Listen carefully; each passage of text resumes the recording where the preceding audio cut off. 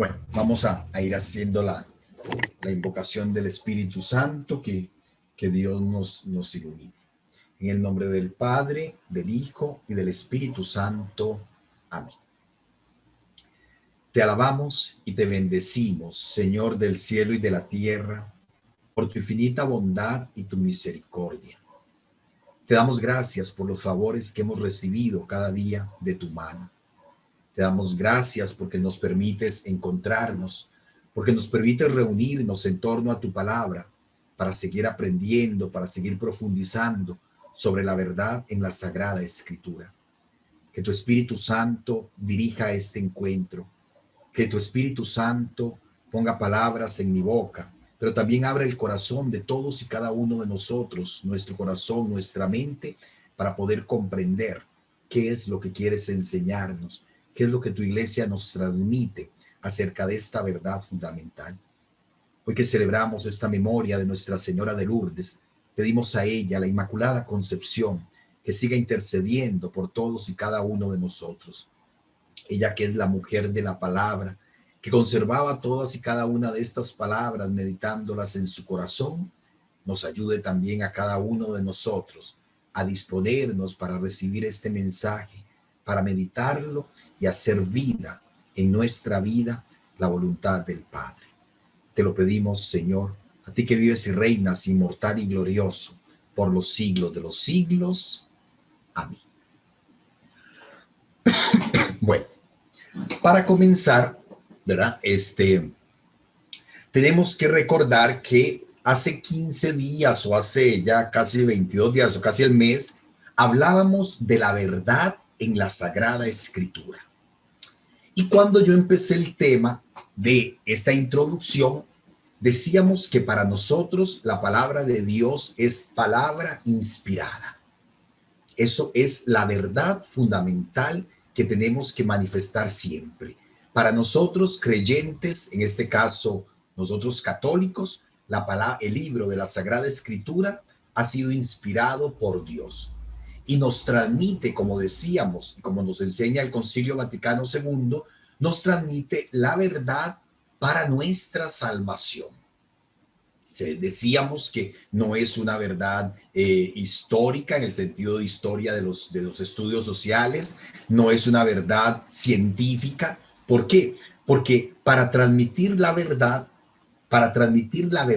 acerca de nuestra salvación, la verdad para salvarnos, la verdad salvífica, Dios a través del Espíritu Santo eligió a hombres concretos, pero que escribieron de acuerdo a sus facultades, de acuerdo a su capacidad, de acuerdo a su estilo, de acuerdo a sus conocimientos. Por eso, cuando nos acercamos a la Sagrada Escritura, nos acercamos como diría la misma palabra de Moisés en el Sinaí.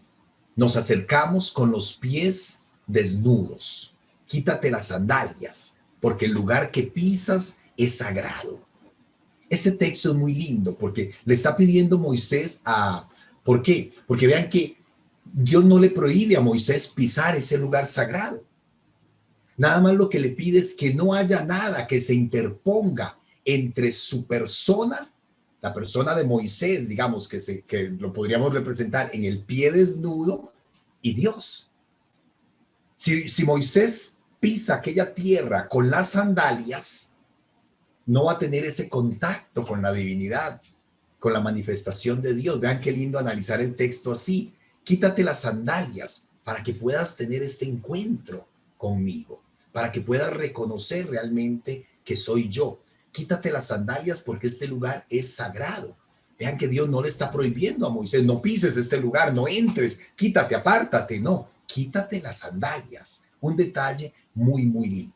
Entonces, nosotros para acercarnos a la Sagrada Escritura, tenemos que hacerlo con esa capacidad de quitarnos aquello que no nos deja entrar en contacto con Dios. Es un libro de fe. Es un libro que recibimos a la luz de la fe. Es un libro al cual nos acercamos con los ojos de la fe, ¿verdad? Eso es algo fundamental. En ningún momento estamos negando el valor de la Sagrada Escritura, porque eso nos haría apartarnos de la comunión de la iglesia. Eso nos haría entrar en excomunión. Si yo dijera algo en contra del valor o la veracidad de la escritura, estaría apartándome de la comunión, me estaría excomulgando yo solo, ¿verdad? Porque me aparto de lo que la iglesia cree.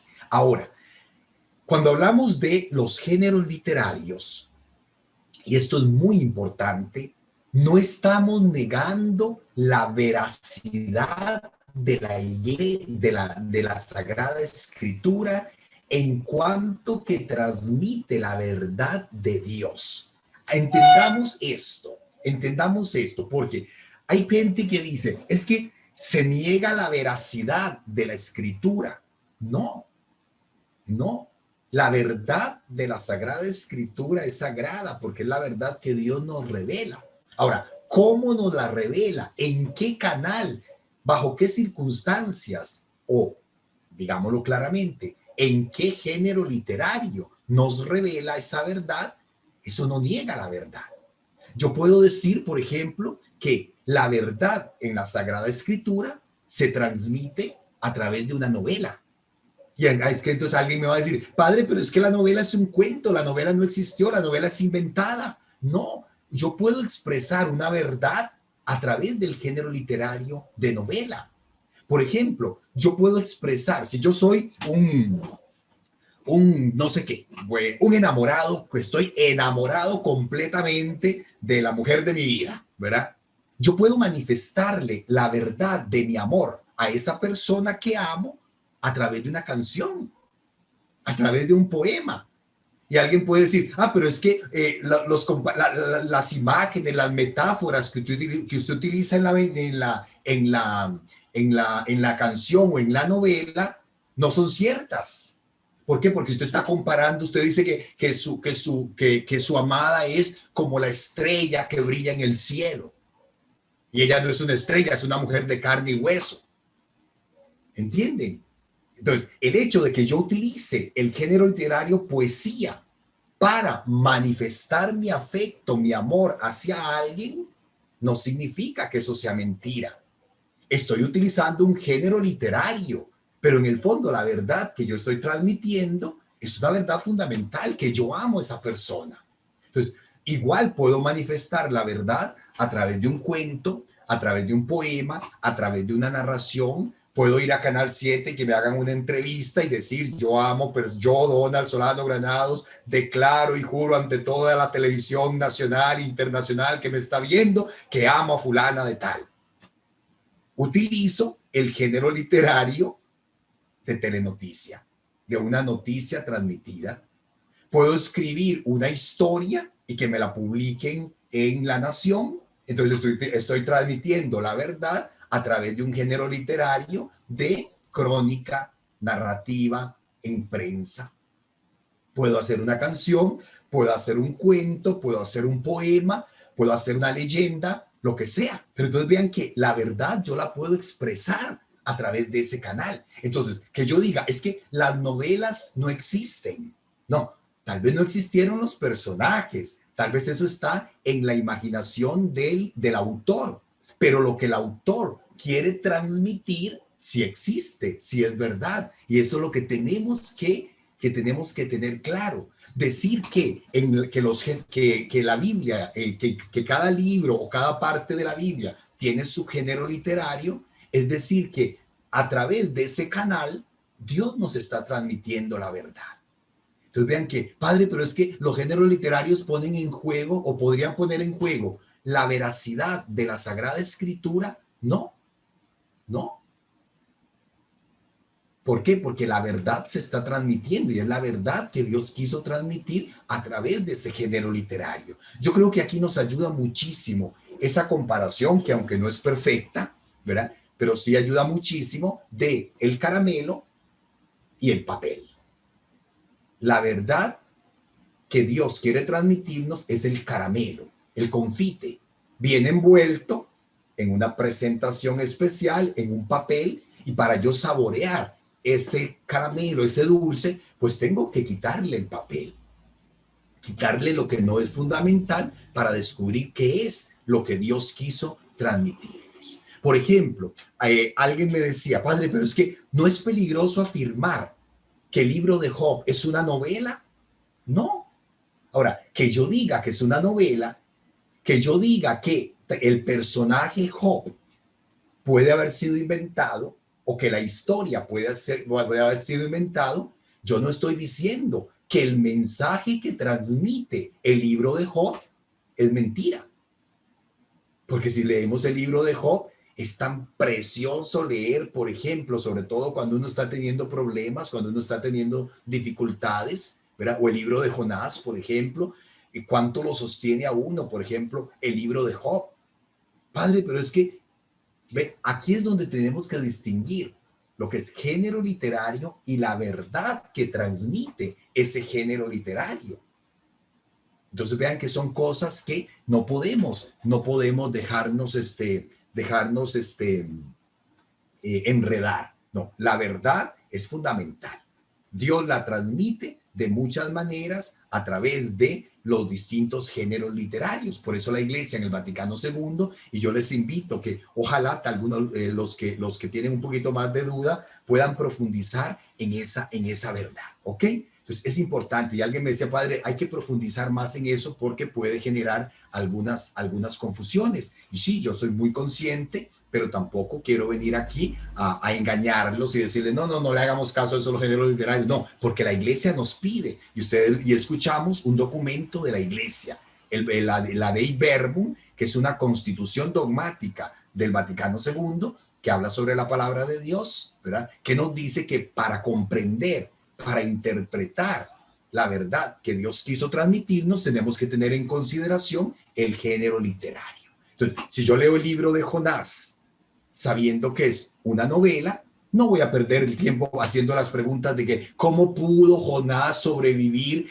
en la panza de la ballena si la panza está llena de ácidos gástricos, por qué los ácidos gástricos no desintegraron a Jonás como desintegra cualquier otro alimento que se traga una ballena, ¿verdad? Entonces, no vale la pena ponerse a perder el tiempo en esas preguntas. ¿Por qué? Porque nos perdemos de vista todo el mensaje que el libro de Jonás transmite para nuestra fe. El de un Dios que escoge, el de un Dios que respeta, el de un Dios que de alguna manera enamora, porque al final lo que hace Dios con Jonás es enamorarlo para poder enviarlo, ¿verdad? De un Dios que es compasivo, de un Dios que ofrece perdón, de un Dios que ofrece misericordia, y todas esas verdades que les he dicho están en el libro de Jonás, que es una novela, pero nos nos transmiten la verdad acerca de Dios, ¿ok? Yo quiero que esto quede muy claro, ¿verdad? Muy claro. Además, hay otro detalle que tenemos que entender, y tal vez ya de hoy en 8 entramos un poquito de eso, que la Sagrada Escritura, aunque son 73 libros, forman una unidad. Y la verdad en la Sagrada Escritura, yo tengo que armarla tomando muchos elementos. Porque si yo me quedo solo con un versículo, cuidado, me puedo perder. Si, por ejemplo, yo digo, la verdad en la Sagrada Escritura es que la mujer es de segunda categoría, porque San Pablo dice que la mujer se calla en la asamblea. Si yo afirmo eso, estoy negando lo que el libro del Génesis enseña, de que Dios creó al hombre y a la mujer a imagen y semejanza, de que los creó en complementariedad, de que Jesús eligió a un montón de mujeres, de que la primera que recibió el mensaje de la resurrección y la primera testigo que fue enviada por la resurrección fue una mujer, de que fueron las mujeres las que siempre sostuvieron la obra de Jesús, lo ayudaban, incluso económicamente, de que fueron las mujeres las que animaron y mantuvieron las primeras comunidades, como sucede ahora, que son la mayoría de mujeres las laicas comprometidas. Entonces vean que, entonces yo no puedo decir que la verdad de la Biblia sobre la mujer es antifeminista solo por una expresión, porque yo tengo que leer todo el conjunto. Si yo me quedo solo con un versículo, estoy tergiversando lo que dice la palabra de Dios. ¿Ok?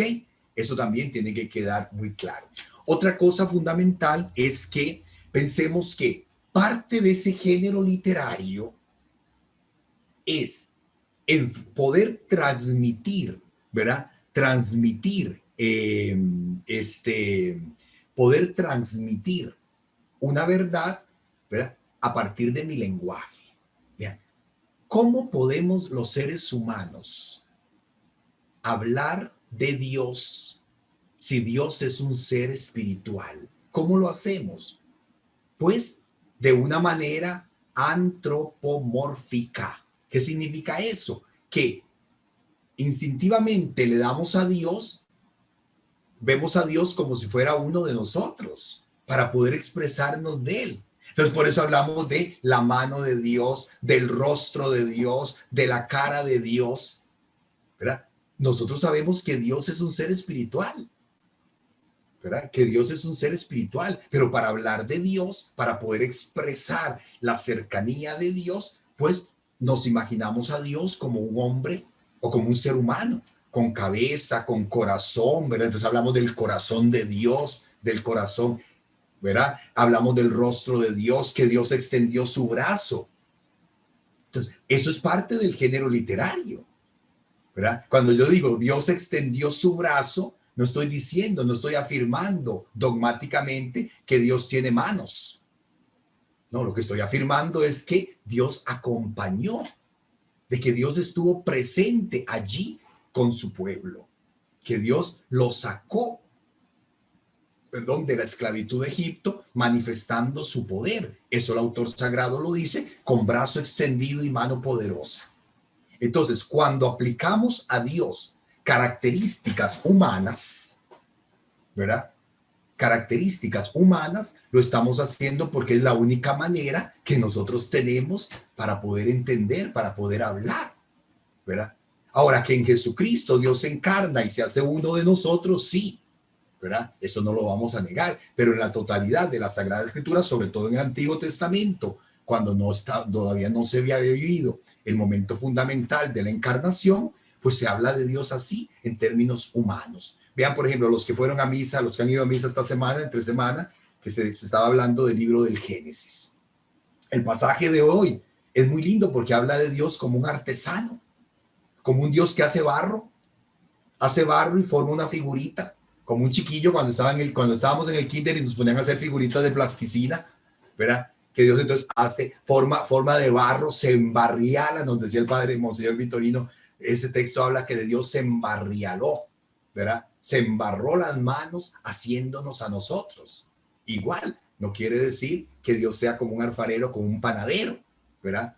Que se ensucia las manos, no, sino que somos creación de Dios, que Dios nos crea.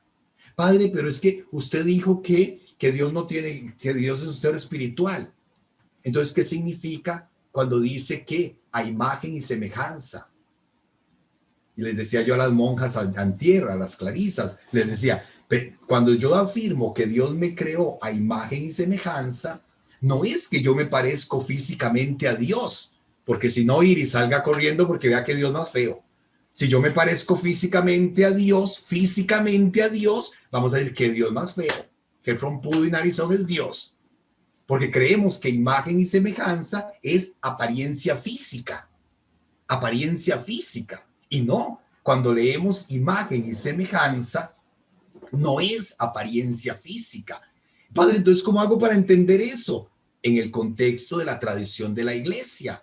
Tengo por ahí mi catecismo de la iglesia y puedo ir a buscar qué significa en el catecismo universal de la iglesia, qué significa ser creados a imagen y semejanza de Dios, ¿verdad? Y se los dejo como tarea, ¿verdad? Pero les voy a soplar que sobre todo es la capacidad única con la que Dios dotó al ser humano de estar en comunión con él. La relación de Dios con los animales es muy distinta a la relación de Dios con nosotros. Dios es el creador de todo. Pensemos, Dios es el creador del perrito, del gato que tanto queremos. Pero Dios no ve igual a un perrito o a un gato como nos ve a nosotros. ¿Por qué? Porque nosotros tenemos la capacidad de entrar de entrar en comunión con Él. Tenemos la racionalidad, tenemos voluntad, ¿verdad? Tenemos libre albedrío. Entonces, todo eso está enmarcado en esos conceptos que dice de imagen y semejanza de Dios. Cuando hablábamos de el libro de Job, me pregunta Alexander, ¿y la relación que tiene ese episodio de Jonás con los 3 días que Jesús, luego de la muerte, antes de la resurrección? Claro, Jesús dice, atención, Jesús dice, Jonás fue un signo para su tiempo. Jesús se está metiendo en la novela del libro de Jonás para descubrir cómo Jonás fue un signo de la misericordia de Dios. Y los 3 días en el vientre de la ballena pasaron a ser un signo, ¿verdad?, de los 3 días de Jesús dentro de la tierra. Eso no lo estamos negando. Esa verdad no se está negando, ¿verdad? Porque tenemos que meternos en la verdad del género literario, cómo transmite el género literario la verdad. Entonces, el hecho de que yo diga que el libro de Job pues, es escrito en forma de una novela, no significa que no transmite una verdad para nuestra salvación, ¿verdad? Entonces, eso es lo que cuesta entender. Eso es lo que cuesta entender, pero vean que con el ejemplo del poema que yo escribo a mi amada, queda más claro, ¿verdad? Porque yo la verdad de que yo amo a una persona, la transmito a través de, transmito esa verdad a través de un género literario, poesía o canción o cuento, novela, ¿verdad? Pero la verdad está, ok. Nos dice Pilar, padre, ¿se puede decir que los ángeles en la Biblia son seres imaginarios que forman parte de los personajes de los géneros literarios? Ok, en esto de la angeología tenemos que tener presente primero lo que nos enseña la iglesia. Así como Dios creó seres materiales, nosotros, los seres humanos, la creación, Dios también creó seres espirituales, que es lo que llamamos los ángeles, superiores a los seres humanos. Ahora, padre, cada vez que la Biblia menciona un ángel, se está refiriendo a uno de esos seres espirituales. Cuidado, porque por ejemplo, para un judío, hablar de que Dios viene a la tierra en el Antiguo Testamento era imposible por la trascendencia de Dios. Entonces, para no decir que Dios se manifestó, se dice envió a un mensajero, pero que en el fondo es la misma presencia de Dios. Es la misma presencia de Dios. Entonces, tendríamos que distinguir que cuando se está hablando de un ser espiritual o cuando se está utilizando la figura del ángel como una forma para hablar de Dios. En ese caso, cuando el ángel forma parte o expresa una forma de hablar directamente de Dios, ahí sí podríamos decir es un género literario. Pero que yo diga que ese ángel en ese pasaje es un género literario, no estoy negando la existencia de los ángeles, que es un dogma de fe en la iglesia. ¿Entendemos?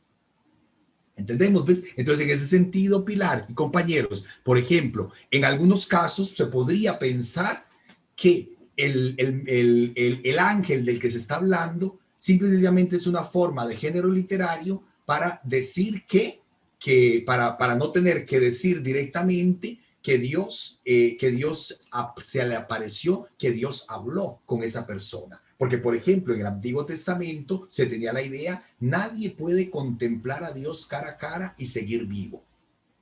Por eso se dice, me acuerdo de una preguntita de Laura, ¿verdad? De Laura y Doña Ada, que por eso se dice que Moisés es el único que vio cara a cara a Dios. Y que después Moisés quedó tan transformado, dice el texto, que su cara quedó tan resplandeciente que más bien daba miedo a la gente. Y que entonces que la gente pidió que mejor Dios no hablara así, que mejor Dios hablara de otra manera, porque la gente tenía miedo. Entonces, ven, por ejemplo, entonces ahí no es que Dios tenga cara, es que la presencia de Dios que envolvió a Moisés en aquel momento cuando se estaba comunicando, ¿verdad? Entonces se expresa diciendo ¿cómo? Que Dios habló cara a cara. Porque ¿qué significa hablar cara a cara con una persona? Pensemos eso. En nuestro lenguaje ordinario y común y corriente de Cartago y de Paraguay, ¿verdad? En este momento, en el siglo XX, en el año 2021, ¿qué significa para nosotros hablar cara a cara? ¿Por qué es que anhelamos tanto las reuniones presenciales, aunque podamos estar en este momento en una reunión virtual en nuestras casas, en la tranquilidad de nuestra familia, sin frío, sin hambre, sin malos olores, sin nada? Estamos en la tranquilidad de nuestra casa. Pero ¿por qué anhelamos tanto la reunión presencial? Porque estar cerca de alguien, poderlo contemplar, poder ver su rostro, poderlo abrazar, poderlo tocar, es parte de expresar esas cosas que decimos. Es que una reunión online es muy fría, aunque estemos en Iquepos o en Punta Arenas bajo 40 grados de temperatura, siempre vamos a decir, es que una reunión presencial, una reunión en línea es muy fría, porque no podemos expresar todo eso. Entonces, cuando el texto dice que Dios habló con Moisés cara a cara, está expresando una serie de cosas que la única forma de hacerlo es a través de esa expresión, ¿verdad? A través de esa expresión. Melvin me pregunta, buenas noches, padre, con respecto a los géneros literarios, ¿cómo podríamos ver un par de pasajes que hablan sobre una descripción directa de Dios? La zarza de Moisés y una menos conocida, el carruaje de Ezequiel. Atención, digamos, por ejemplo, la zarza. Dice en algún momento que Dios era la zarza. No, la zarza fue solo un instrumento para llamar la atención de Moisés. ¿Y por qué Moisés se extrañó de la zarza? ¿Alguien sabe? En el desierto, ¿verdad? Y los que hemos hecho la experiencia de estar en un desierto sabemos, en cualquier momento una rama seca, un árbol seco puede prender fuego. Y si aquí hay algún estudioso, algún científico, podría explicarnos, ¿verdad? Que precisamente llega un momento donde la temperatura de un material flamable, ¿verdad? Es tan alta que prende fuego. Entonces, ¿es normal que una zarza en el desierto prenda fuego? Sí, es normal. Lo anormal es que no se consuma. Y el texto dice que a Moisés le llamó la atención que la zarza no se consumía. Estaba ardiendo en fuego, pero ese fuego no la quemaba. No era como la leña que se va gastando por el fuego. No, la zarza no se consumía. Y por eso Moisés ya llega a acercarse y es donde la voz de Dios, ¿verdad? Donde escucha la voz de Dios que le dice, ¿verdad? No te acerques, quítate las sandalias porque este lugar es sagrado. ¿Cuáles son los elementos naturales que utiliza el Antiguo Testamento para significar la presencia de Dios? El viento, las nubes son el vehículo en el que viaja Dios. Ellos imaginan que las nubes eran como la carroza o el carruaje de Dios. El fuego, nos está diciendo Alexander perfectamente en este texto, porque San Lucas dice que el Espíritu se manifestó como en lenguas de fuego, porque para una persona del Antiguo Testamento era muy fácil entender que el fuego era una manifestación de Dios. ¿Por qué? Porque de alguna manera el fuego nos llama la atención. ¿Por qué disfrutamos tanto hacer una fogata? ¿Por qué disfrutamos tanto sentarnos frente a una chimenea? Porque de alguna manera el fuego envuelve ese misterio que no podemos expresar, pero que nos conmueve, que nos atrae. Entonces, claro, en el Antiguo Testamento el fuego es una forma de hablar de Dios. ¿Ok? Los eventos naturales, una concepción muy fuerte que había en el Antiguo Testamento, cuando Dios actúa, hasta la naturaleza se conmueve. Por eso, cada vez que se dice que Dios se manifestó, entonces en el Antiguo Testamento aparecen rayos, centellas, terremotos, ¿verdad? Huracanes, vientos. ¿Por qué? Porque de alguna manera dice, la naturaleza se conmueve ante un Dios que se acerca, ante un Dios que se abaja, dice San Pablo, ¿verdad? Ante un Dios que se anonada, se hace casi nada, porque ¿qué somos nosotros de frente a Dios? Casi nada. Y sin embargo, Dios viene a nuestro encuentro. Dios se manifiesta en el silencio, en esa brisa suave, ¿verdad? Acuérdense que el pasaje de Elías, vino la tormenta y ahí no estaba Dios. Vino el terremoto y ahí no estaba Dios. Salió y sintió una brisa suave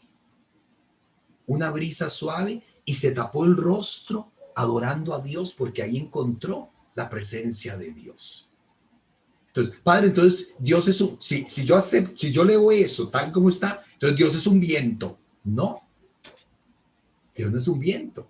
Dios se manifestó a través de una brisa suave en ese contexto. En el Sinaí se manifiesta de otra manera, ¿verdad? Entonces vean que todo esto es parte de cómo tenemos que leer la sagrada escritura, ¿verdad? Me están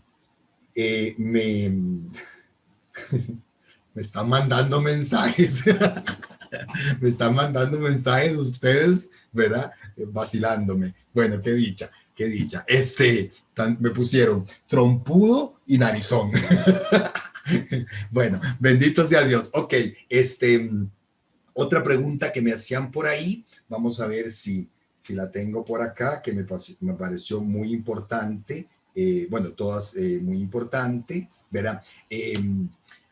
La cuestión de cuándo se afirma, por ejemplo, ahora, cuando yo dije que el sol no se mueve y que el género literario en el libro de Josué dice que el sol que el sol se detuvo, ¿verdad? Entonces, lo que yo quiero dar a entender es que no se está diciendo, ¿verdad? Que la Tierra gira alrededor del sol. No está contradiciendo, ¿verdad? No está contradiciendo, sino, perdón, me enredé. Cuando el libro de Josué dice que el sol se detuvo, está respondiendo a la idea que tenían ellos de que el sol giraba alrededor de la tierra, ¿verdad? Padre, entonces, ¿cómo se explica el fenómeno en Portugal, en Fátima, que el sol bailó? Eso es una cosa completamente distinta.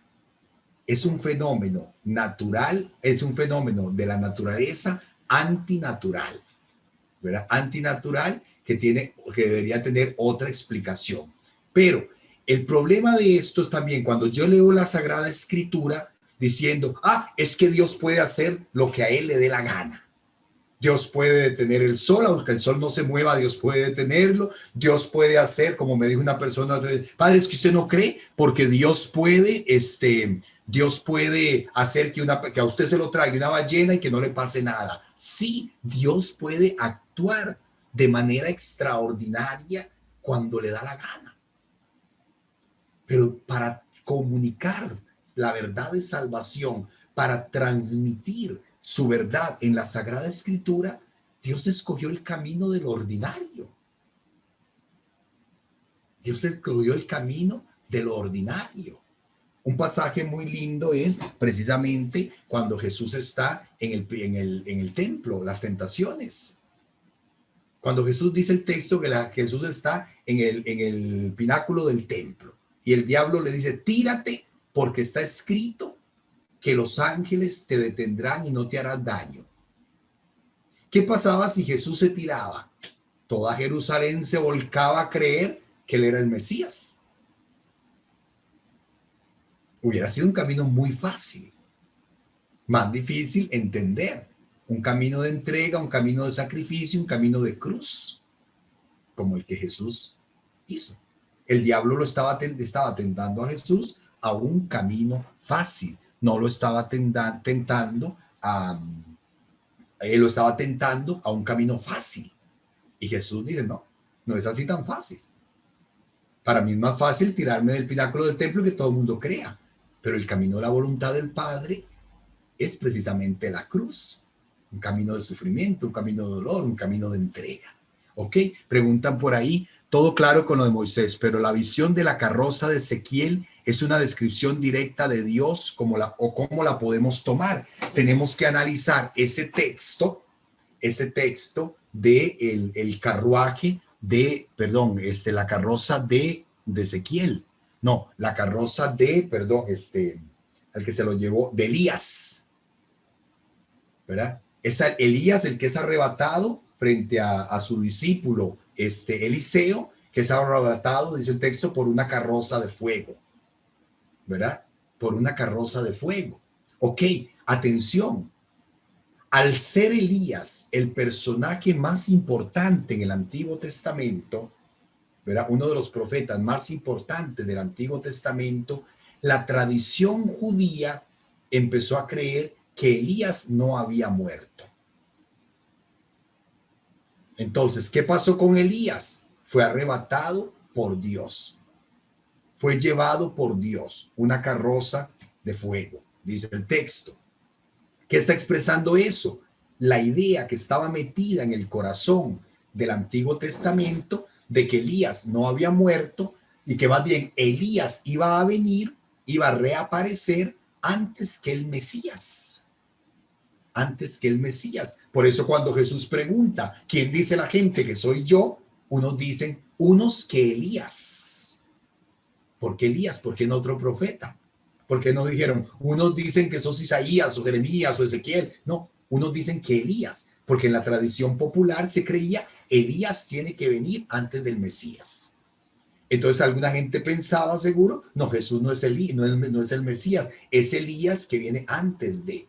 O en el Antiguo Testamento, en el Nuevo Testamento ya se compara al profeta, a Juan el Bautista como Elías, ¿verdad? ¿Por qué? Porque es el que anuncia, el que viene antes de el Mesías.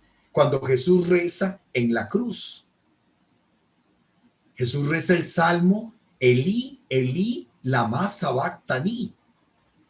¿Qué dice la gente? Oigan, está llamando a Elías.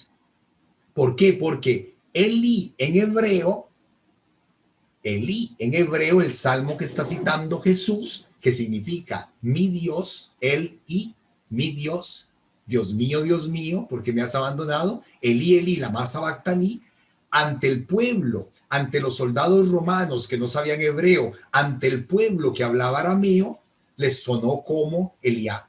Eliá. Elí es mi Dios, Eliá es Elías.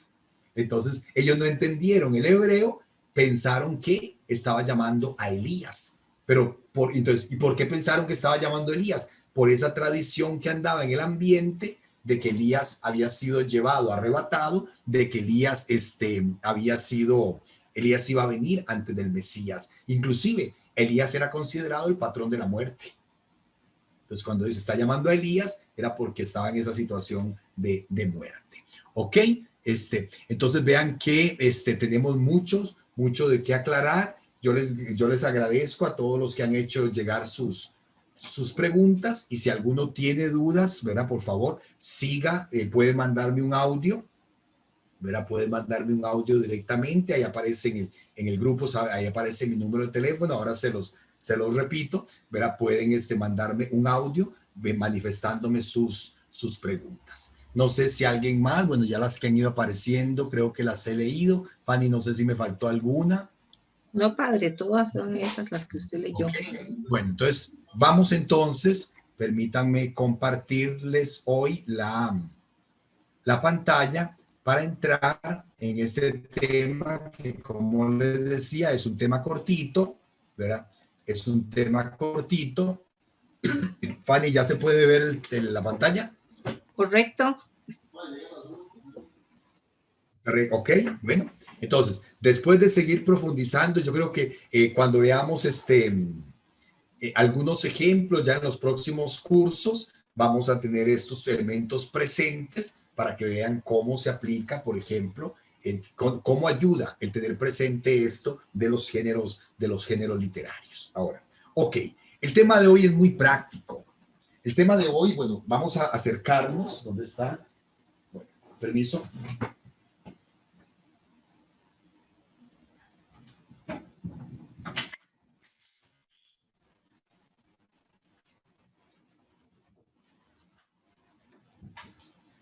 Vamos a poner el leccionario, tener la Biblia en la mano. Entonces, el tema de hoy es cómo utilizar el libro de la Biblia. Ya sabemos, ven, igual, alguien va a decir, padre, pero si nos enseñó que es una biblioteca, ¿por qué dice que es un libro? Porque es la forma en que hablamos. Yo digo el libro de la Biblia, pero ya sabemos que son 73 libros y toda la historia de lo de la biblioteca. Entonces, lo primero que tenemos que recordar es que la Biblia es una colección de libros, ¿verdad? Si no conocemos el canon, el orden del canon, lo primero que podemos hacer es revisar nuestra Biblia, la de cada uno, que la Biblia personal de cada uno, y ver dónde está el índice. ¿Dónde está el índice? Padre, ¿pero por qué? Porque si yo les digo a ustedes en este momento, búsquenme la carta de Pablo a los hebreos, la carta de Pablo a los romanos, si yo no sé en qué orden están los libros en la Biblia, empiezo entonces a andar por todo lado, como decía el padre Cabito, andan bailando por la Biblia, porque había uno que buscar de un lado dónde está, y viendo los títulos de arriba para ver. No, si yo tengo un índice, nada más busco en el índice, ¿verdad? Los romanos y ya me dicen en qué página está. Entonces vean que parecen tonteras, ¿verdad? Parecen cosas muy obvias, pero desgraciadamente tenemos que decir que la mayoría de los latinoamericanos no tenemos un hábito correcto de lectura, ¿verdad? No tenemos un hábito correcto de lectura. Estaba pensando en compararlo, por ejemplo, con lo que nos pasa a los más viejos con los celulares, ¿verdad? La familia nos quiere regalar un celular último modelo y nosotros usamos el celular solo para recibir llamadas, hacer llamadas y contestar mensajes. Vemos un chiquillo de 5, 6, 7 años o un muchachillo joven y hace de todo con el celular, ¿verdad? Hace de todo. ¿Por qué? Porque conoce el montón de funciones que tiene su propio celular. Y por eso cada vez quieren un celular último modelo porque trae más funciones. A mí me cuesta entender, por ejemplo, como decía el Papa Francisco, a mí me da igual un teléfono de 15,000 colones que un teléfono de 600,000 colones. ¿Por qué? Porque los dos me sirven para lo que yo creo que se usa, nada más para hacer llamadas. Pero si yo no conozco las funciones que puedo aprovechar de mi teléfono, entonces me estoy perdiendo de un montón de cosas, reduciéndolo simple y sencillamente a hacer llamadas o mensajes. Entonces, el libro de la Sagrada Escritura, como lo tenemos así, en la materialidad, pues tenemos que conocerlo, saber que el libro tiene un índice. Entonces, que si yo tengo que buscar, me piden, quiero leerme el Evangelio de Mateo, en lugar de andar buscando por todo lado, pues simplemente busco en el índice, ¿verdad? Busco en el índice dónde aparece, dónde está, en qué página está y voy directamente a la página. Por eso, en su materialidad, la Biblia se presenta como un libro. Tiene índice, tiene apéndices, tiene listas de abreviaturas, tiene explicaciones para entender el mismo libro. Entonces, lo primero es, ¿verdad? Es recordar que si no conocemos el orden del canon, entonces el índice. Ahora, padre, ¿y es posible aprenderse el orden del canon?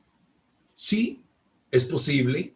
Nosotros en el seminario teníamos que usar la misma Biblia, ¿verdad? La misma edición de la Biblia, y en aquel momento se utilizaba la Biblia de Jerusalén. Entonces, el padre Guido Villalta, ¿verdad? Nos enseñaba una canción con todos los nombres de la Biblia. Entonces uno se la aprendía de memoria y era muy fácil recordar dónde estaban los libros. Por decir algo, ¿verdad? Era Génesis, Lev, Nun, Deuter. Oigan los libros del Pentateuco: Génesis, Éxodo, Levítico, Números y Deuteronomio. Entonces el padre nos hacía aprendernos esa estrofa: Gen es Lev, Nun, Deuter. Y así yo me sé el orden de la Biblia por esa canción: Genes, Lev, Nun, Deuter, Josué, Ru, San, Re, Rey, Crocron, Esdras, Nes, Tobías y Judí, Esther, Mac, 1 y 2. Y ahí puedo seguir, ¿verdad? Madmalú, Juan Hechos, Rococó, Gaefil, Coltestés, Tintintit, Filebre, 3 de Juan, Judapop, bueno, ya se me olvidó el último, pero me lo aprendí así porque ese es el orden que viene en la Biblia de Jerusalén. No siempre traen el mismo orden. A veces la Biblia latinoamericana cambia el orden, a veces la Biblia del peregrino cambia el orden. Entonces, lo importante es que yo conozca mi edición de la Biblia, ¿verdad? Saber qué orden viene y para eso el índice, que el índice de la Biblia de Jerusalén es diferente al índice de la Biblia de latinoamericana, incluso que la Biblia de Jerusalén de los años 60 es muy diferente en el índice a la Biblia de Jerusalén del año 90. Porque son ediciones distintas, porque hubo reacomodos y todo eso. Entonces, conocer el libro materialmente. Ahora, recordemos que cada capítulo y cada libro está dividido en capítulos y versículos. Atención, y no se me asusten con esto. La división de los libros no es palabra de Dios. ¿Por qué? Porque fue simple y sencillamente que para facilitar la forma de buscar en un libro, a alguien se le ocurrió en París, en el siglo XVI, el siglo XI, al sacerdote Esteban Landon, se le ocurrió dividir cada libro en capítulos. Porque si alguien decía, búsqueme Isaías donde dice que levantar las manos y tenía que leerse todo el libro de Isaías para ver dónde estaba eso, ¿verdad? Pero si ya estaba dividido en capítulos y les decían, búsquese el capítulo primero de Isaías, ya era menos lo que tenían que leer. ¿Ok? Entonces, simple y sencillamente fue una forma convencional de facilitar la búsqueda y la lectura en la Biblia. Entonces fue Esteban Landon en el siglo XI, ¿verdad? En 1200, que dividió la Biblia en capítulos. Y algunos siglos después, en el siglo XVI, en 1551, también el sacerdote Roberto Stein en Inglaterra dividió cada capítulo en versículos. ¿Ok? Entonces, cuando ustedes abren la Biblia, se van a dar cuenta que los números grandes que aparecen, ¿verdad? Los números grandes que aparecen son los capítulos y los números pequeños que aparecen dentro del texto son los versículos.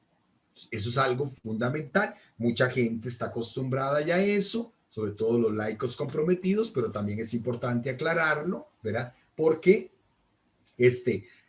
puede también presentarse problemas a la hora de la división. Padre, es que el capítulo de mi Biblia, el capítulo primero termina en esta expresión, pero en la Biblia de ella termina en otra.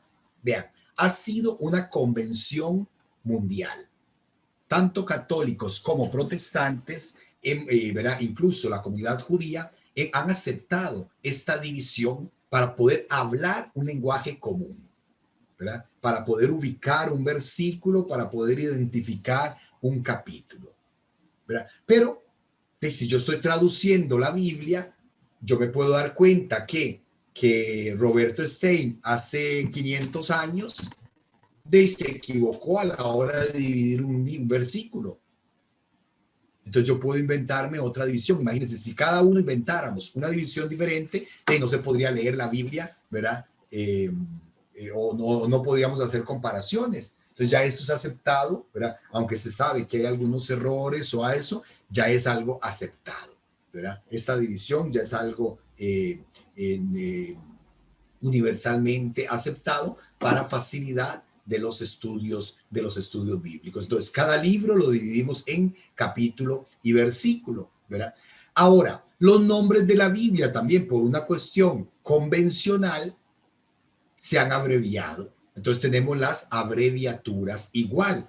Cada libro de la Biblia tiene que tener una página de abreviaturas. Entonces, ustedes tienen que buscar en su Biblia donde aparecen, por ejemplo, la Biblia de Jerusalén dice abreviaturas y siglas.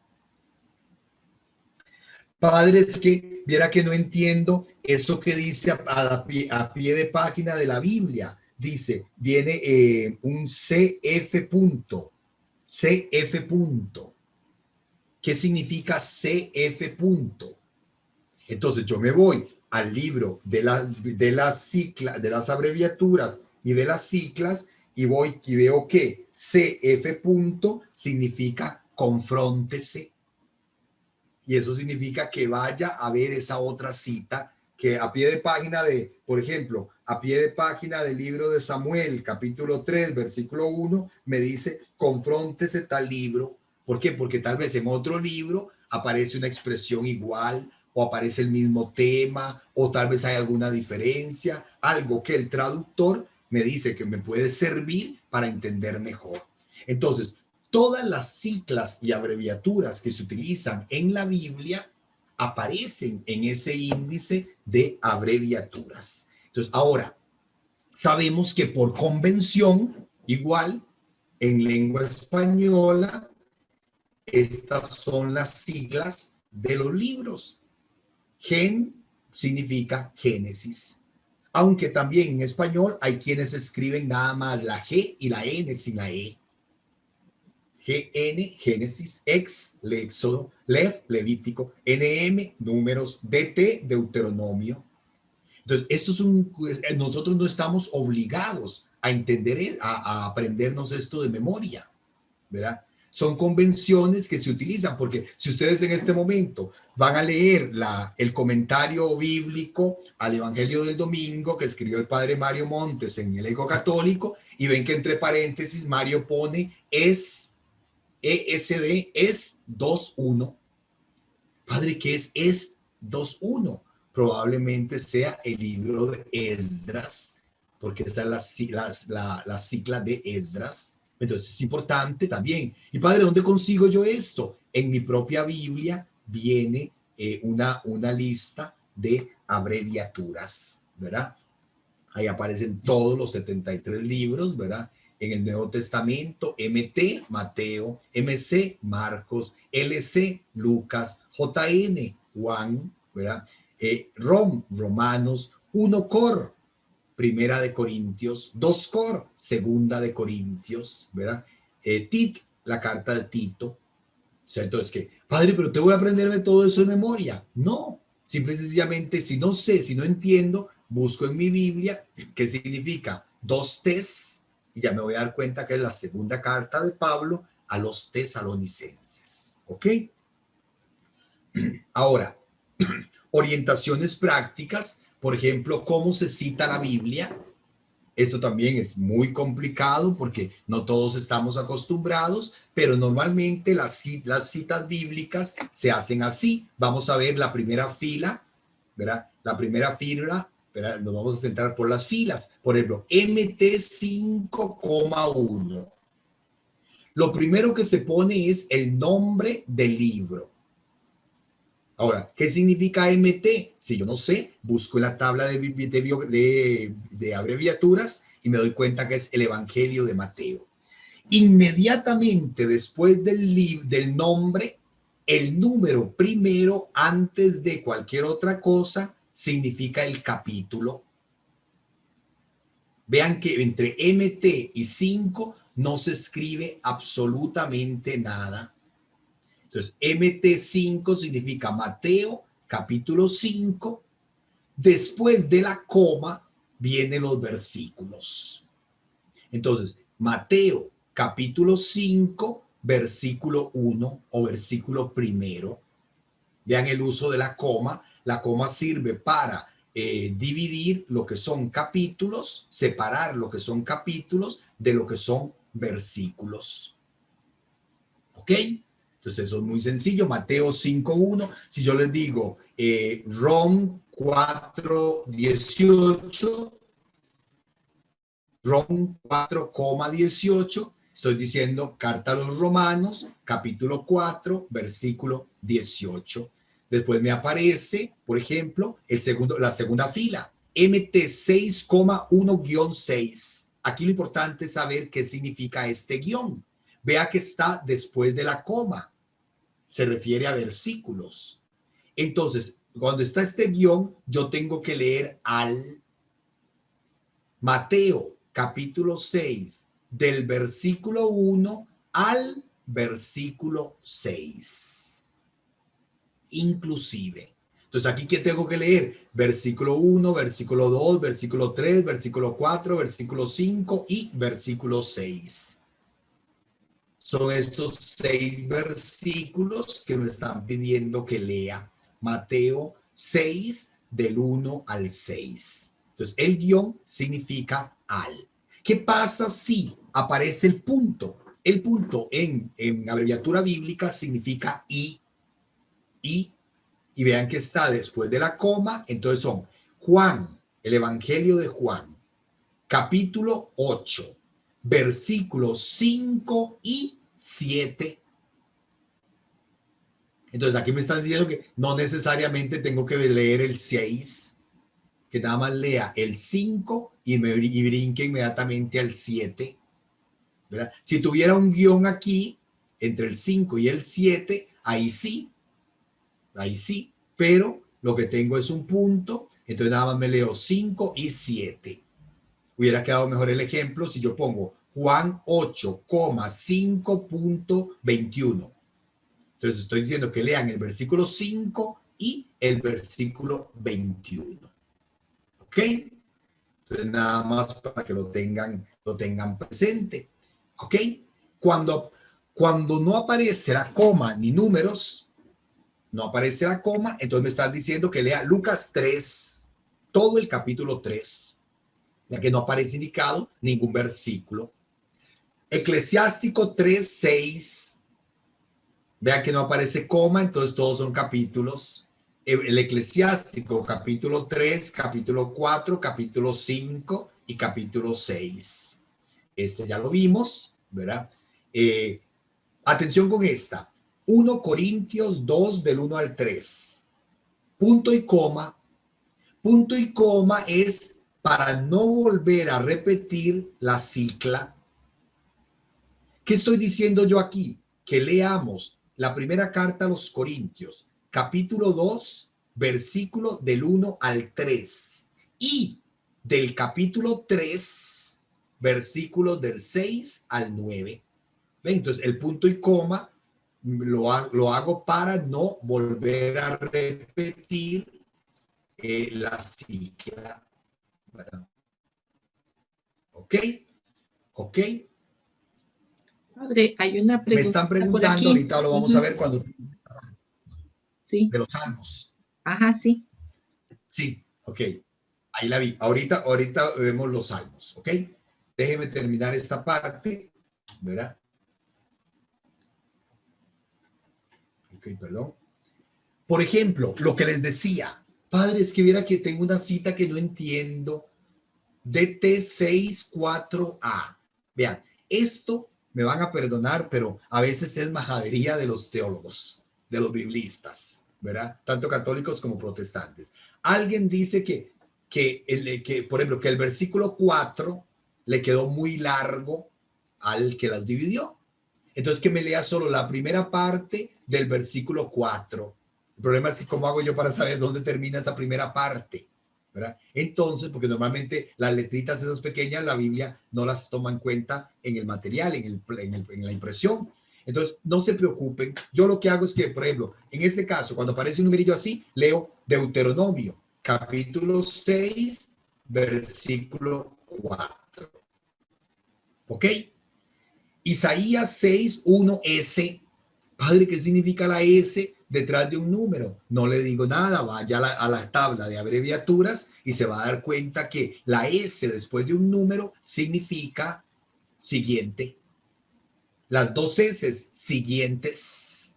Entonces, Isaías 6, 1 y siguiente. Padre, pero no era más fácil poner 1-2, sí, o 1.2, sí, era más fácil, pero a alguien se le ocurrió y hay muchos libros que citan así y por eso entonces tenemos que conocerlo, ¿verdad? Para darnos cuenta que significa siguiente. Dan 2, punto y coma, 3, punto y coma, 6. Vean que decíamos que el punto y coma es para no volver a poner la misma cita. Entonces aquí dice, libro de Daniel, capítulo 2, todo el capítulo completo, porque vea que no hay coma, ni guiones, ni nada, todo el capítulo 2, todo el capítulo 3 y todo el capítulo 6. ¿Ok? Todo el capítulo 6, para que entonces lo tengamos presente, ¿verdad? Y por último, otros ejemplos,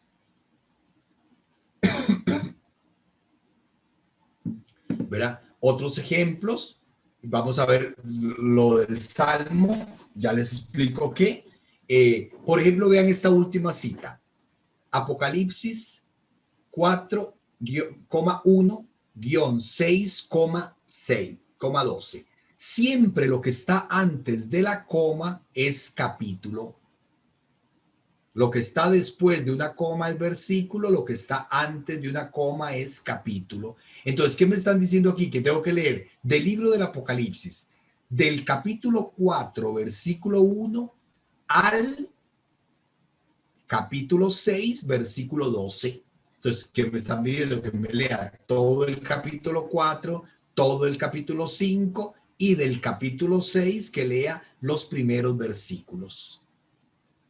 Ok, padre, ¿qué pasa con los salmos? Atención, con los salmos tenemos una dificultad, ¿verdad? Con los salmos tenemos una dificultad. Si tuvieran por ahí a mano la Biblia y pudieran abrir el libro de los salmos, ¿verdad? Van a darse cuenta de lo siguiente. Primero que en la Biblia los salmos, cada salmo forma un único capítulo, no se divide en capítulos. Ningún salmo está dividido en capítulos. Entonces, en esta cita, Sal 18 no significa Salmo capítulo 18, sino el Salmo número 18. ¿Ok? Los versículos sí se maneja igual que toda la Biblia. El libro de los Salmos no está dividido en capítulos, sino que el número indica al Salmo. Si ustedes revisan, porque la pregunta era, ¿verdad? Padre, es que la numeración cambia, ¿sí? La numeración en el libro de los Salmos cambia. Padre, el Señor es mi pastor, ¿cuál es? ¿El Salmo 22 o el Salmo 23? Es que yo lo busco en la Biblia y no me coincide. Si yo busco en la Biblia de Jerusalén, Salmo 22, aparece uno que dice, Dios mío, ¿por qué me has abandonado? Pero el Salmo 22 no es el Señor es mi pastor. Pero es que a mí me enseñaron que el Señor es mi pastor es el Salmo 22 y no 23. Vea, revisen el libro de los Salmos y se van a dar cuenta que en los primeros salmos no vamos a tener ningún problema hasta que llegamos al Salmo 10. Perdón, al Salmo 11. Si ustedes ven el Salmo 11, antes formaba un solo salmo con el 10. Lo que para nosotros hoy es en la Biblia de Jerusalén, Salmo 10 y 11, anteriormente en las ediciones más antiguas de la Biblia era el Salmo 10. Pero después vieron los estudiosos, no, estamos ante dos salmos distintos, tenemos que separarlos. Entonces, el Salmo 10 y 11 los separaron. Más adelante, por el Salmo, ya les digo, al final, casi en los Salmos 140, ¿verdad?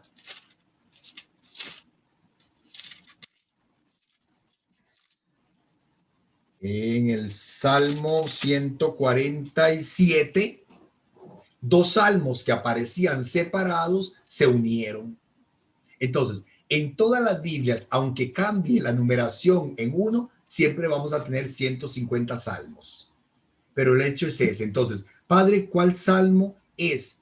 La liturgia utiliza la enumeración antigua. Entonces, si en la misa de cada día dice Salmo 22, posiblemente es el Señor es mi pastor. Entonces, bien, esto aquí no hay forma de saberlo. Uno tiene que buscar a ver cuál es el salmo, porque es esa dificultad. Cuando tengamos la posibilidad, y quiero ofrecerlo este año, de un estudio de los salmos, ¿verdad? Una introducción al libro de los salmos y tomar unos salmos como ejemplos y leerlos y estudiarlos versículo por versículo, tal vez ahí se pueda aclarar un poquito. Pero igual, no nos angustiemos, conozcamos nuestra propia Biblia. Porque hay Biblias que los enumeran de una manera, hay Biblias que los enumeran de otra, pero por esa razón, ¿verdad? Vean que eso no afecta en nada la verdad de la Sagrada Escritura. Son simplemente convenciones que se han hecho para facilitar la lectura la lectura y el uso de los libros. Ok. Padre, Carolina Mata solicita que si puede volver a explicar el del Apocalipsis, el que está ahí abajo del Salmo. Ok. Carol y compañeros, decía, todo lo que está delante de la coma, el número que se aparece delante de una coma, siempre es capítulo. Siempre es capítulo. Entonces, vea que en este caso, aquí tenemos el número 4 aparece delante de una coma, pero también el número 6. Entonces, ya eso nos dice cuidado,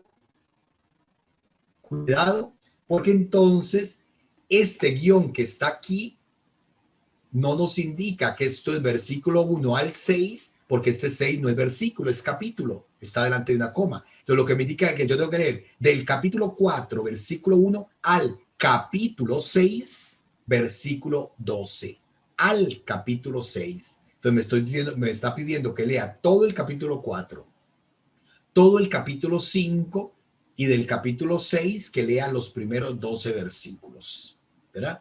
Entonces vean que ese es el asunto. La clave está que siempre el número que está ante una coma es capítulo.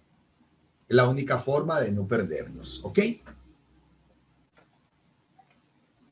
¿Alguna otra pregunta? Leonor Cabrera pregunta, dice, la versión griega, versión hebrea, tengo anotado en mi Biblia de un curso anterior con usted. Ajá.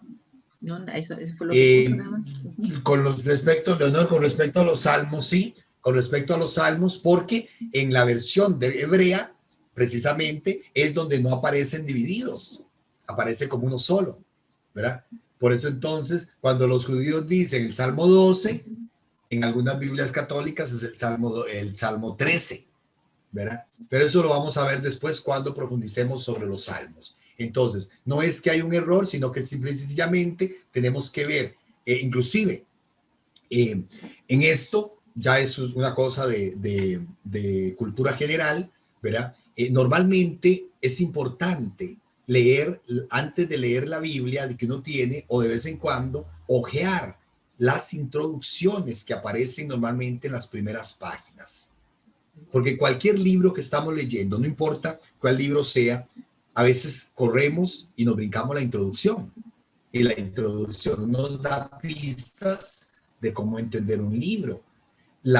En la introducción el autor explica normalmente qué metodología está utilizando, ¿verdad? Entonces, según la introducción o en las primeras páginas introductorias de cualquier edición de la Biblia, se tiene que explicar cuál división está usando, ¿verdad? Cuál división se está usando. Entonces, eso ayuda a comprender, ¿ok? Hay otra pregunta de Flor Seas. Dice, disculpe, en mi Biblia dice Salmo 9, 9a y Salmo 10, 9b. Ok, igual, porque eso, Florcita, te está indicando que en alguna edición de la Biblia ese salmo era el Salmo 9, que después se dividió en Salmo A y Salmo 9a y 9b, pero que en otras Biblias, en lugar de poner 9b, pusieron 10. Entonces ahí ya empieza a cambiar la numeración, ¿ves? Pero igual, es importante, exacto, lo que para nosotros sería el Salmo 10, para usted sería el 9b, ¿ok? Porque el Salmo 9 fue el que fue dividido después en dos partes. ¿Ok? ¿Qué más? No, no hay más preguntas. Ok. Aquí hay una, dice, si aparece de esta manera, Apocalipsis, capítulo 4, versículo 1, punto. Ok. capítulo 6, versículo 12, se lee así, del libro del Sí, entonces, Apocalipsis. vea, sí, perdón, Fanny, vea ¿Sí? que el 6 siempre va a ser capítulo porque está antes de la coma, pero Ok. hay un punto. Ajá, Entonces, ahí el punto es I. El ajá. punto se lee como I. Entonces, del Apocalipsis, capítulo 4, versículo 1 y capítulo 6, versículo 12. Entonces, ahí en realidad lo que me están pidiendo que lea del Apocalipsis son solamente dos versículos. Ujú. En el capítulo 4, el versículo 1 y en el capítulo 6, el versículo 12. Del libro del Apocalipsis, capítulo 4, versículo 1, exactamente así como lo escribiste. Ujú. Capítulo 6, versículo 12. ¿Ok? Perfecto, Sobri. ¿Ok? Ujú. Bueno, este sería el tema de hoy. Es un tema muy práctico, ¿verdad? No hay que acongojarse. ¿Cómo dice? ¿Qué es lo que hace el maestro? Ya se me olvidó el dicho. El uso, no es el uso, ¿verdad? Bueno, así solamente a través de la práctica, perdón, ahora Práctica sí, hace la el maestro. práctica, gracias, Hanna, ya iba a decir, la práctica hace maestro, y esto solamente practicando, solamente viendo, solamente conociendo. Por eso es importante, vea, la Biblia como libro material trae una riqueza extraordinaria. Por ejemplo, padres, que yo no entiendo esas rayitas que aparecen ahí en mi Biblia. Déjenme, por ejemplo, bueno, ya terminé. Voy a parar un momentito la, la presentación. Ok. Déjenme compartir este, ven la hoja en blanco, ¿verdad, Fanny? Ujú. Sí. ¿Ok? A veces vamos a encontrar en la Biblia, a veces vamos a encontrar en nuestras Biblias esto así. Solo que, bueno, vamos a ver si lo encuentro de otra manera. No, solo que tal vez no inclinados, ¿verdad? No inclinados, sino rectos, Ujú. ¿verdad? Padre, es que Con la yo me L encuentro mayúscula. esto así, vea, yo me encuentro esto así. Por ejemplo, Apoca, ap, por ejemplo, Apocalipsis 6-1 y después voy a poner la I mayúscula, exacto. ¿Verdad? Perdón, me lo encuentro así. Padre, viera que no entiendo. Es que eso no es un 11, son dos rayitas que están ahí. ¿Qué significa? Entonces, si yo conozco mi Biblia, si yo voy y leo las abreviaturas, yo me voy a dar cuenta que eso que estoy poniendo en rojo, significa en la lista de abreviaturas, tiene que decirme que eso es igual, ya se me perdió igual, a paralelos. Ujú. Paralelos. ¿Y qué son las citas paralelas? Entonces, en la Biblia me tiene que explicar que, por ejemplo, si yo me encuentro esto así, me están diciendo, perdón, aquí falta una O, me están diciendo que lea el Apocalipsis capítulo 6, versículo 1 y las citas paralelas a este versículo. ¿Y dónde encuentro yo las citas paralelas? Si yo voy y busco en mi Biblia Apocalipsis 6:1 y si esta cita tiene textos paralelos, en el vértice, en el margen de la Biblia, aparecen. Padre, es que ese montón de numeritos que aparecen ahí a la par de la Biblia, en los márgenes, que son como forros que uno escribía en los cuadernos o en los libros, ¿qué significa? La misma Biblia te lo explica. La misma Biblia te tiene que explicar al inicio, porque la Biblia latinoamericana trae algún contenido, la Biblia de Jerusalén otra, la Biblia del peregrino otra, ¿verdad? Son explicaciones o ayudas para entender mejor que el traductor o el editor de tu Biblia nos está dando, ¿ok? Entonces, todo eso aparece en las primeras páginas. Por ejemplo, las Biblias vienen con mapas. Ujú. Muchas Biblias traen atrás una colección de mapas. Padre, pero es que yo no estoy estudiando geografía. No, pero por ejemplo, qué bonito cuando uno dice que cuando el Apocalipsis, que Juan estaba en la isla de Patmos, ya, no pensemos en la isla San Lucas, no pensemos en la isla Chira, no, busquémonos, ¿verdad? Ni en las Malvinas allá, ¿verdad?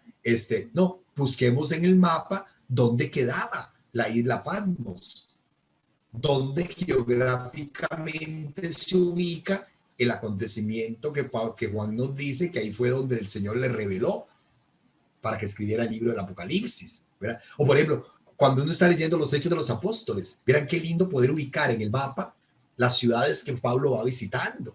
O un mapa, por ejemplo, de Tierra Santa, cuando dice que Jesús bajó de Galilea a Jerusalén. Entonces, ¿dónde está Galilea? ¿Dónde está Jerusalén? Como para hacerme también una idea mental, ¿verdad? Tener una referencia geográfica de dónde están narrando los acontecimientos. Eso es parte también, por eso la Biblia trae mapas, ¿verdad? Y trae un montón de elementos que son muy, muy enriquecedores. Eliezer Garita hace una consulta, dice, padre, ¿cuál es la razón de que hayan tantas ediciones de la Biblia en cuanto a las católicas? De Jerusalén, popular, latinoamericana, Dios habla hoy. Ok, porque no todos los estudiosos estamos ligados a una misma empresa, perdónenme que lo diga así. Por ejemplo, vean, los padres franceses, los dominicos franceses, fundaron la École Biblique en Jerusalén, la Escuela Bíblica de Jerusalén, que fue la que desde los años 60 nos dio la Biblia de Jerusalén, por eso se llama así, ¿verdad? Entonces, ellos optaron por una traducción, la que hicieron ellos, los especialistas de ellos, ¿verdad? Y optaron en aquel momento, alguien escribió una introducción a cada libro, entonces ellos metieron todo eso. Por ejemplo, un grupo de teólogos, de exégetas y teólogos bíblicos de Latinoamérica se juntó en el CELAM y dijeron, no, vamos a traducir una Biblia más adaptada a la cultura latinoamericana, porque la Biblia de Jerusalén original fue traducida al francés. La primera edición de la Biblia de Jerusalén es francés porque era la École Biblique, ¿verdad? De los padres franceses, dominicos franceses de Jerusalén. Entonces ellos dijeron, no, utilizan términos que son muy, muy europeos, ¿verdad? O por ejemplo, la Biblia de Jerusalén traducida en español, ¿verdad? Por especialistas de lengua española, también del École Biblique.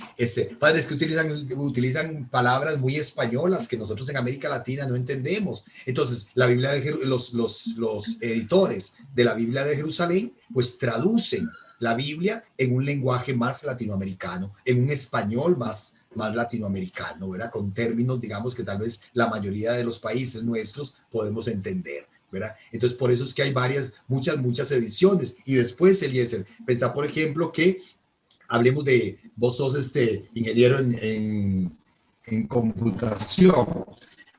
Pensá que, por ejemplo, que un texto con el que vos estudiaste en la universidad de hace 10 años, el autor ha ido adquiriendo nuevos conocimientos, nuevos materiales, y 2, 3 o 4 años después lo volvió a sacar, pero con una nueva edición.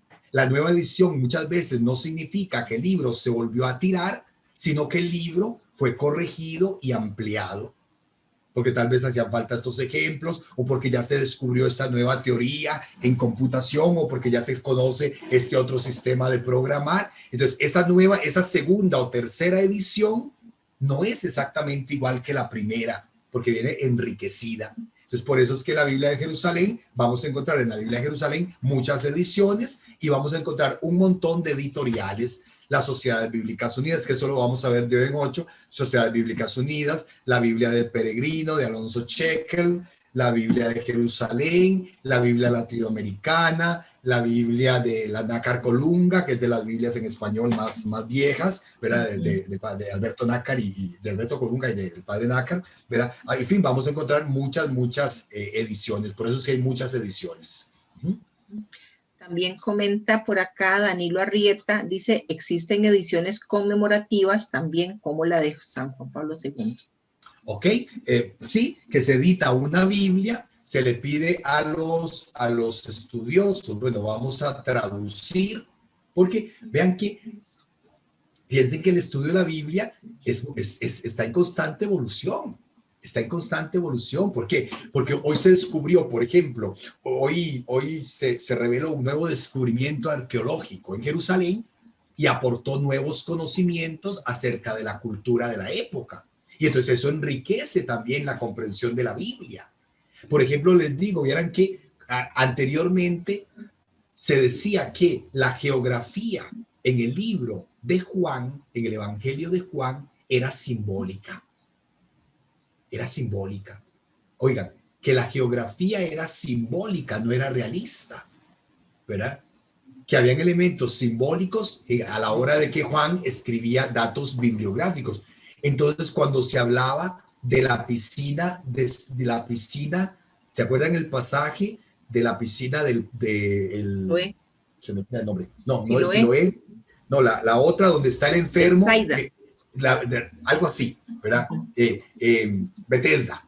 Bethesda. Bethesda, algo así. Que la piscina de aquel hombre que está tullido y que no puede, que hay 7 pórticos y que, ¿verdad? Entonces, se decía que esos 7 pórticos en una piscina era un elemento simbólico, que no se sabía exactamente qué significaba, pero que tenía que ser un elemento simbólico.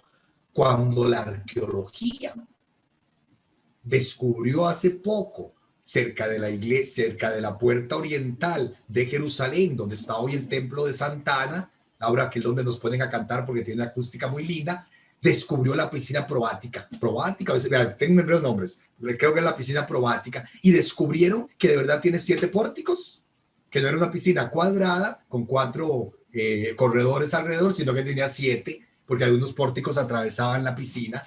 Entonces, ven, ya hay un elemento de geografía que apoya.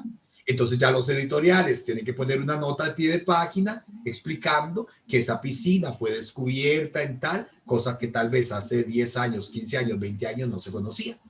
Entonces, los estudios bíblicos también van evolucionando y se van enriqueciendo. Por eso, una Biblia, por eso las ediciones se actualizan. Por eso no es lo mismo, digamos, los datos que traía.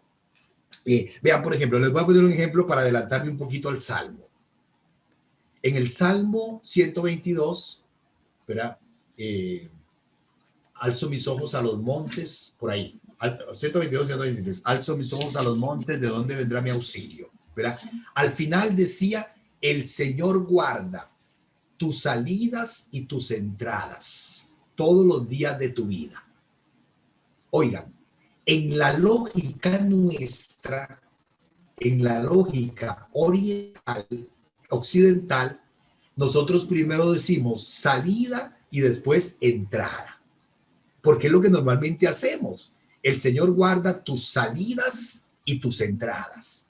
Los textos más antiguos en hebreo dice que habla de tus salidas, perdón, nosotros decimos entrar y salir, perdón, ya me enredé. Nosotros normalmente decimos entramos y salimos. Hablando de un lugar, entramos y salimos.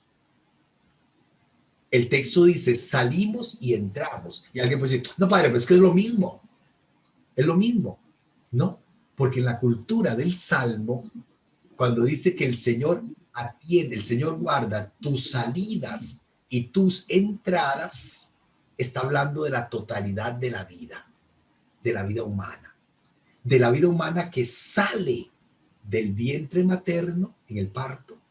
Es la primera salida grande que hace el ser humano y que después entra en la tierra con la muerte. Entonces vean que el decir, el Señor guarda tus salidas y tus entradas, es una forma de decir, el Señor guarda toda tu vida. El Señor guarda la totalidad de tu existencia. Entonces vea que lo que parecía un orden sin importancia de las palabras, en el fondo sí tiene una gran importancia, porque es una forma como el autor en su cultura expresaba la totalidad de la vida, la totalidad de la vida. Mira que los salmos en eso son riquísimos porque son poesía. Y la poesía se presta a una interpretación tan rica, ¿verdad? El Señor a tu derecha el día de la batalla. El Señor a tu derecha. Si el Señor está a mi derecha, ¿qué significa? Que yo estoy a su izquierda. ¿Ok? Si el Señor me abraza con la mano izquierda, perdónenme la actuación, ¿verdad? Si el Señor me abraza con la mano izquierda, es porque tiene la derecha libre y con la derecha me puede defender. Entonces vea que la expresión el Señor a tu derecha el día de la batalla tiene un significado muy, muy lindo. Que el Señor me está abrazando y me está defendiendo. Aunque ya sabemos, el Señor no tiene derecha ni izquierda, pero el salmista lo expresa con ese signo tan lindo. Pero no le hablo más de los salmos porque si no voy a quemar los cursos que vienen. ¿Qué más, Fanny? No, solamente. Solamente esas. Sí, ¿Alguien no. más con alguna pregunta? Sí. Yo veo que se me puso en... ¿Nadie más? No. Bueno, para no dejar cortado el otro tema, que también es muy lindo porque ya vamos a ver con ejemplos, un poquito con ejemplos, lo que les he ido diciendo de cómo leer la Sagrada Escritura. Entonces, de hoy en 8, si Dios lo permite, continuaríamos con el encuentro número 6. Ya llevamos más de un mes en este camino. Bueno, de nuevo agradecerles a todos y cada uno de ustedes su presencia. Fanny, permítanme, le pido perdón a Fanny, porque lo que voy a hacer en este momento es completamente extracurricular. Extracurricular, ¿verdad? Extracurricular no tiene que ver absolutamente nada con el Instituto Santiago Apóstol, sí con nuestra diócesis, ¿ok?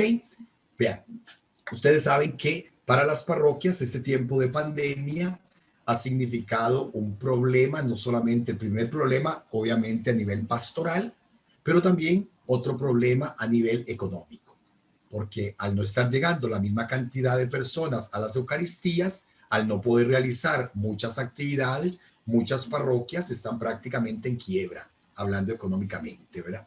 Entonces, por ejemplo, y la curia tiene que hacer frente a un montón de situaciones. La curia depende de lo que damos las parroquias o lo que dan las parroquias. La parroquia depende de lo que da la comunidad y la curia depende de lo que le da la parroquia. Entonces, por ejemplo, piensen que los sacerdotes que no estamos en parroquia en este momento, pero las parroquias le pagan el seguro social a los sacerdotes. Para cada parroquia paga por su sacerdote o por sus sacerdotes la cuota que corresponde al seguro social.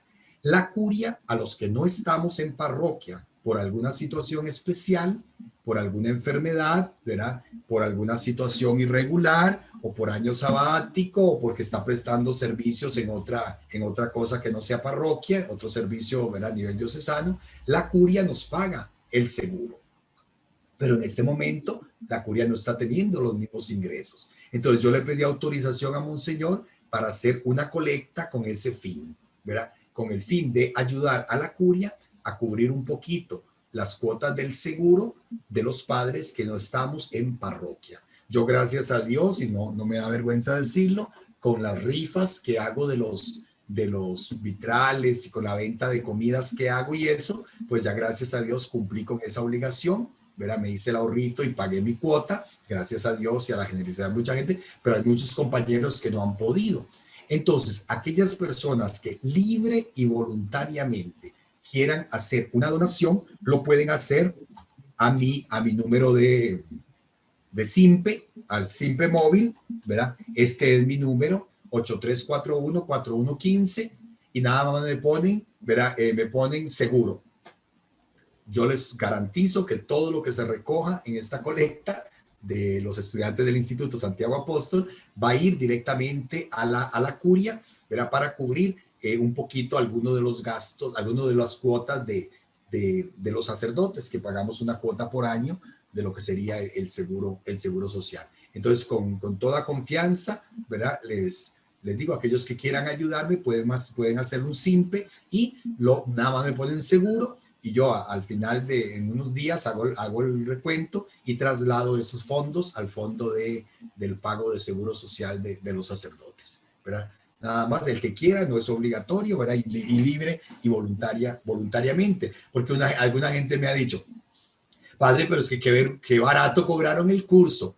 Primero, como Fanny lo dijo, se cobra barato porque nuestra intención es transmitir conocimientos, no es hacer negocio. Si yo quisiera hacer negocio con esto, pues lo podría hacer, pero no es esa la intención, ¿verdad? Porque es compartir un poquito de lo que la iglesia me ha dado, porque quien pagó mis estudios en Roma fue precisamente la iglesia costarricense a través de la conferencia episcopal, la iglesia a través de la diócesis, ¿verdad? Entonces yo soy con la obligación moral de compartir con ustedes pues todos estos conocimientos que el Señor me permitió adquirir a lo largo de los años del estudio en Roma y a lo largo de la meditación que he ido haciendo, ¿verdad? Y del trabajo personal. Pero entonces lo dejo ahí, ¿verdad? Tranquilamente, los que quieran, no es obligatorio, pero sí les agradezco, digamos, su generosidad porque es para este fin. Como les digo, salvo de responsabilidad a Fanny y a Luigi, ellos no tienen que ver nada con esto, ni el instituto, pero sí yo le dije a Monseñor, ayer que tuvimos reunión en la Basílica, estábamos hablando un poquito de estos problemas,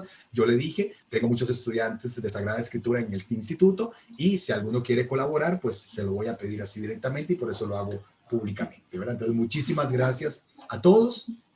Nos vemos, si Dios lo permite, la próxima semana y nos faltan 3 temas todavía. Nos falta el tema, van a ser un tema de la otra semana, que es el tema, un tema teórico también, con principios y consejos. Y después, los últimos 2 encuentros, vamos a leer juntos un pasaje y vamos a tratar de estudiar un pasaje bíblico, ¿verdad?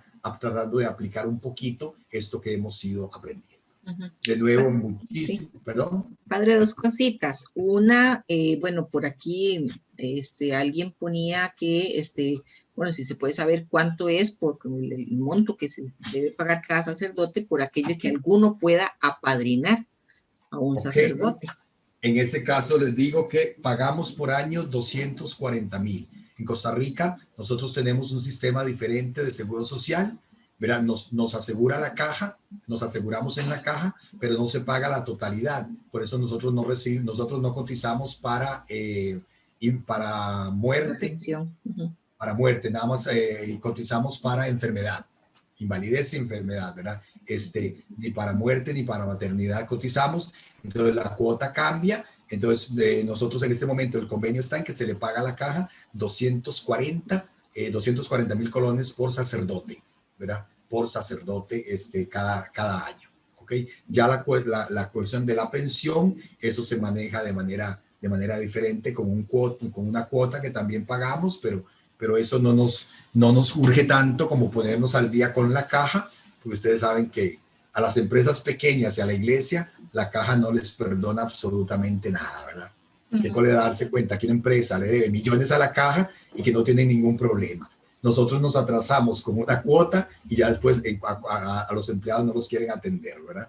Entonces hay que tener ese cuidado. De nuevo les agradezco, ¿verdad? Como les decía, yo lo hago con toda confianza. Hablé con Monseñor y le dije, ¿verdad? Y me dijo, bueno, si quieres hacerlo. No me dijo que no, ¿verdad? Pero sepan que sí, también una de las cosas que yo respeto mucho y voy a respetar la intención del donante. La plata que entre para eso será simplemente para eso y nada más, ¿ok? Bueno, de nuevo, muchísimas gracias, les doy la bendición y nos vemos, si Dios lo permite, de hoy en 8 días. Hermanos, que el Señor esté con ustedes. Y con tu espíritu. La bendición de Dios Todopoderoso, Padre, Hijo y Espíritu Santo, descienda sobre ustedes, sobre sus hogares y sobre sus familias, y los proteja y acompañe ahora y siempre. Amén. Amén. Bueno, muchísimas gracias a todos. Buenas noches. Buenas noches. Y que disfruten el Día de los Enamorados. Feliz Día de la Amistad a todos. Sí. Bueno, recuerden también que el martes damos inicio con Monseñor Ulloa. Ahora que hablaba el Padre Donald del Catecismo de la Iglesia Católica, va a iniciar el curso de introducción al catecismo, ¿verdad? Entonces va a ser un curso de 6 semanas. Y de mañana en 8, o sea, viernes 19, vamos a tener un curso de 4 semanas con el Padre Carlos Coto sobre las virtudes de San José. Nos están invitados también todos aquellos que quieren. Hay muchos que ya se han matriculado, pero por aquello que alguno tenga interés, estamos anuentes a recibirlos. Dios los bendiga. Bueno, muchísimas gracias a todos. Buenas noches.